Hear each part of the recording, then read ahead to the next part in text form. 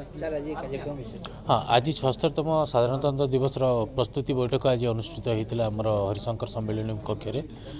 आज समस्ते ये आसते सब गवर्नमेंट ऑफिशियल्स सिविल सोसाइटी बहुत मेंबर्स आसी सब स्कूल प्रिंसिपल टीचर्स आर हेडमास्टर आसते आ विभिन्न अधिकारी आसते आम ये सब विस्तृत भाव आलोचना कराई जो साधारणतंत्र दिवसटा को आम केमती सुचारू रूप पालन करमती सफलता हो पार आ पाटनागढ़ में जो जनवरी 26टा हे जमती कि कौन बाधा विघ्न न हो सब ठीक हिसाब से हो पार संपूर्ण हिसाब से यह सफलता पाइपर आज विस्तृत बैठक चली एथर नुआ कि माने फैंसी ड्रेसटा को ऐड कराई प्राइज गोटे दिज्व जो माने कि ऑल इंडिया किंबा स्टेट लेवल कि इंडिया लेवल कि माने आउटस्टैंडिंग परफॉर्मेंस कौन सी सेक्टर भी करूँ पाटनागढ़ से होइथिबार कथा आम पुरस्कृत करूँ।